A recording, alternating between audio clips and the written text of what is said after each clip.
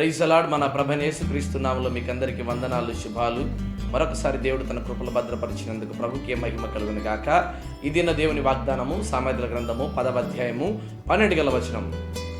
పగ కలహముని రేపును, ప్రేమ దోషములన్నిటినీ కప్పును. ప్రియమైన బిడ్డలారా, పగ కలహమును రేపుతుంది, ప్రేమ ఇదిగో ప్రతి దోషములను కప్పివేస్తుందని దేవుని వాక్యం తెలియజేయబడతా ఉంది. ప్రియమైన బిడ్డలారా, అవును కదా.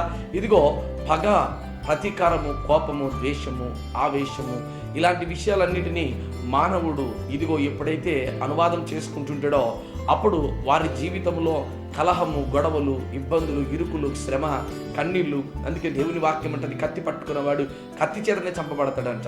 దేవుని వాక్యం చేత పట్టుకున్నవాడు దేవుని వాక్యం ద్వారా బ్రతకగలుగుతాడు. ప్రియమైన బిడ్డలారా, అందుకే యేసుక్రీస్తు ప్రభువారు కత్తి పట్టుకోలేదండి.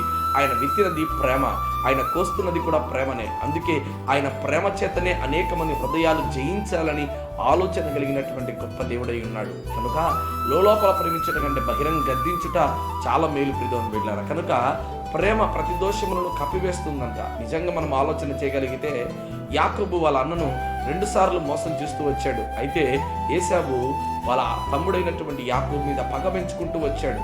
అదే రీతిగా యోసేపు అన్నలు వారి తమ్ముడి మీద మరింత పగ పెంచుకుంటారు అని దేవుని వాక్యం తెలియజేయబడతా వచ్చింది. కానీ ఎప్పుడైతే వాళ్ళ తమ్ముడైనటువంటి యోసేపు వాళ్ళ అన్నల మీద ప్రేమను పెంచుకుంటూ వచ్చాడు, అదే రీతిగా యాకోబు 2 మార్లు తప్పు చేసినప్పటికీ తన భార్యను, పిల్లలను అందరినీ వెంట పెట్టుకొని ఇదిగో యోసేపుకు ఎదురుగా వస్తుంటున్నప్పుడు ఆయన 7 సార్లు ఆయన సాష్టాంగపడి వేడుకున్నప్పుడు నిజంగా ఏశావు నిజంగా ఆయన్ను కౌగిలించుకుని ముద్దు పెట్టుకొని ఆయనలో ఉన్నటువంటి పగనంతా పక్కన పెట్టాడు. ప్రియమైన బిడ్డలారా, మరి యోసేపు కూడా వారి అన్నలను చేసినటువంటి తప్పిదములన్నింటినీ క్షమించి ఆయన కూడా వాళ్ళ అన్నను కౌగిలించుకొని ముద్దు పెట్టుకొని ఎంతగానో వారిని హక్కున చేర్చుకున్నాడు. ప్రియమైన బిడ్డలారా, నిజంగా మనం ఆలోచన చేయండి. యేసుక్రీస్తు ప్రభువారు కూడా మనము అనేకమైన దోషములు, పాపములు, క్రియలు చేస్తున్నప్పటికీ ఆయన ప్రేమను మన మీద వ్యక్తపరుస్తూ ఉంటున్నాడు.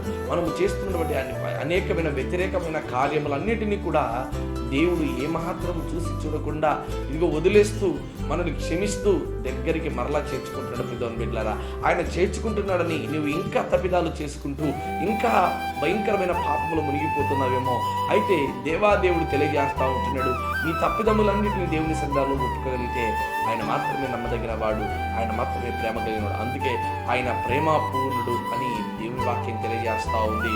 మొదటగా ఆయనే మనల్ని ప్రేమించెను అని దేవుని వాక్యం తెలియజేస్తా ఉంది. కనుక ఈ దినాన నీవు ప్రేమను విత్తగలిగితే చక్కటి ప్రేమ పట్టణకు వస్తావు. ఇతరుల పక్షాన నువ్వు ప్రేమించగలిగితే నీవు కూడా, అందుకే దేవుని వాక్యం అంటది, నిన్ను వలె నీ పొరుగు వారిని కూడా ప్రేమించు అని. నీలో పగ ఉన్నదేమో, ప్రతీకారం ఉన్నదేమో, ద్వేషం ఉన్నదేమో, అయితే నువ్వు ప్రేమించగలిగితే దేవుడు ప్రతి పగను కూడా తుడిచివేసి నీలో గనక ప్రేమ గనక ఉండగలిగితే ప్రతి పగను కూడా దేవుడు ప్రేమగా మార్చేవాడిగా కనబడుతున్నాడు. కనుక నీలో ఉన్న పగను, ప్రతీకారాన్ని పక్కన పెట్టి ప్రేమను అందజేయగలిగితే దేవుడు నీకు సంపూర్ణమైన ఆశీర్వాదాలు దయచేస్తాడు. అలాంటి దీవెన దేవుడు నీకు దయచేయను గాక. ఆమేన్.